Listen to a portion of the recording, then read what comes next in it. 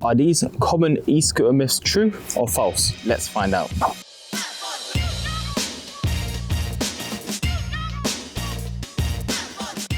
Hey everyone, Billy here from Escooter Clinic. Today we're going to go through our top 6 common myths that you may have heard of for PEVs and let you know if they're true or false. Let's get straight into it. E-scooters, they are everywhere now, but with the rise of population with the scooters and any other PEV, there's a lot of misinformation that is definitely going around. But that's why today we're bringing you the 6 biggest myths that we know to make sure you guys get the right information. Myth number 1, e-scooters and their batteries are hazardous. Let's start with a big one. E-scooters, I'm sure you've seen online, you see fires that are happening, you see on the news all the time, electronic this, electronic that, but these are usually done by poorly known brands, some that have not so much the advanced technology that most scooters have nowadays, poorly made design, poorly made structure. But what about the higher quality brands? Nowadays, these modern scooters come with advanced protections for the battery, thermal overcurrent, and even advanced battery management systems, so you've got nothing to worry about. But as long as you do the following, you buy it from a trusted source and you don't tamper with the electronics. Here's the thing though, lithium-ion cells, the same cells that are used in your scooter, are also in your phone, your laptop, your power tools, pretty much even your wireless headphones. So I don't see anyone walking around worrying that they've got their phone in their pocket, it's going to explode, because the danger just isn't there. It depends on how you treat your vehicle. So maybe give these scooters the benefit of the doubt, just like you do with your phone, your laptop, whatever else you use that has lithium-ion cells inside. You'd be surprised, these are incredibly safe as long as you look after it and you buy it from a trusted source, which is a quality scooter to begin with. Myth number 2, e-scooters are hard to learn and they're only for like young people, right? Firstly, this one is just wrong. E-scooters themselves, they're for everyone. It doesn't matter what age you are. And actually, US research shows that a diverse range of people from age, their gender, and their background use e-scooters more than they use regular bikes. Who would have thought? Plus, they're really easy to ride. I mean, there's no balancing act, anything like that. You just get on, there's no pedals, stand on a scooter, and you just go. I mean, think about it. How easy is it just to commute? On a scooter, you just stand on it, you can wear your nicest dress, your nicest outfit, nicest suit, and just let the scooter do all of the work. I mean, why would these companies put thousands and thousands and thousands of money and scooters onto the roads of London and the UK if they weren't working for everyone? As long as you can stand up and you've got your regular balance, that's all that matters. It's as simple as that.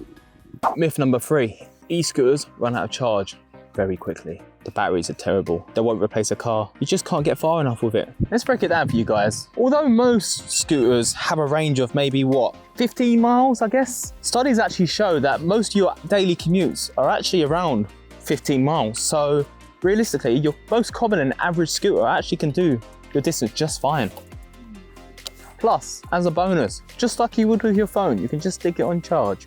Maybe it takes 2 hours, 3 hours with an option to buy faster chargers, especially if you like to be on the move at all times. And if you really love scooters, you can get scooters that do a lot more than just 15 miles. Take this scooter, for example, 30 miles an hour top speed, sure, but 30 miles range, that's a lot of distance to cover. If you want bigger, you can get something like the Kaboo GTR, that will give you up to 62 miles range.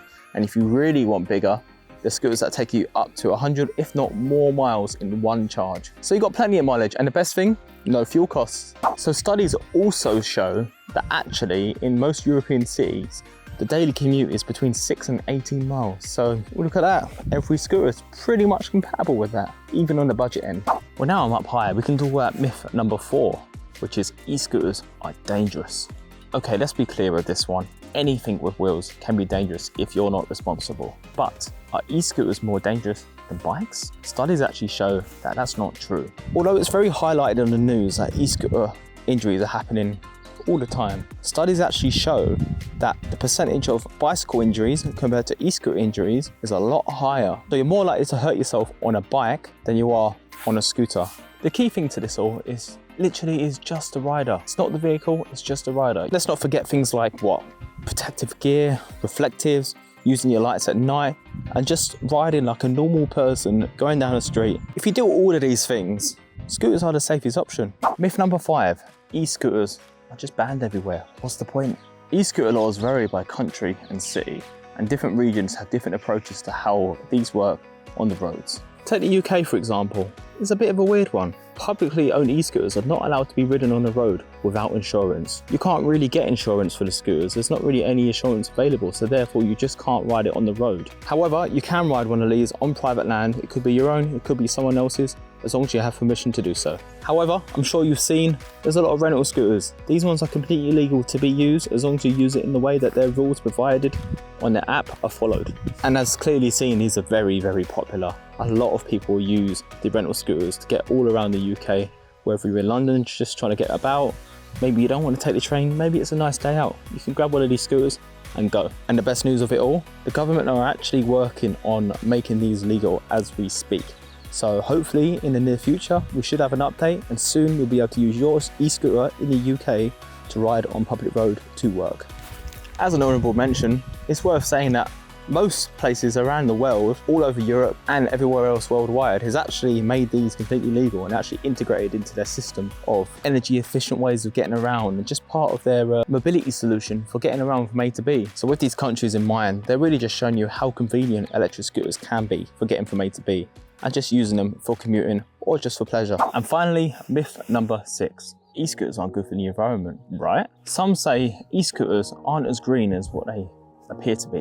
For example, don't get me wrong, the batteries do make an impact. However, regardless of that, when you compare them to things like cars, motorbikes, the point being is these guys are a lot better. Once they're made and they're good to go for the next few years. Overall, e-scooters have a much lower carbon footprint compared to things like motorcycles and cars and vans and trucks. So a lot more greener than you'd think. Let's put you guys into perspective here. An e-scooter, just like this one, would put about 125 grams per mile into the atmosphere if you're, counting things like manufacturing and charging overall. Whereas when you look at something like a car, an average car usually puts about 450 grams of CO2 into the air per mile. So straight away, this is a lot better. Studies actually show that up to 30% of what would have been car journeys are replaced with scooters. That's a huge win. That's 30% less CO2 emissions in the air just because you chose to use your scooter over your car. So there you have it. We've now taken a look at all of the current most common myths that are in the e-scooter world and hopefully giving you guys some clarity on what's it all about,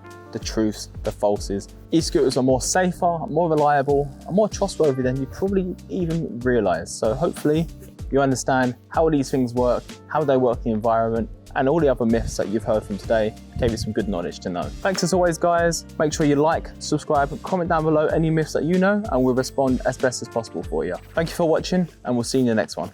Peace.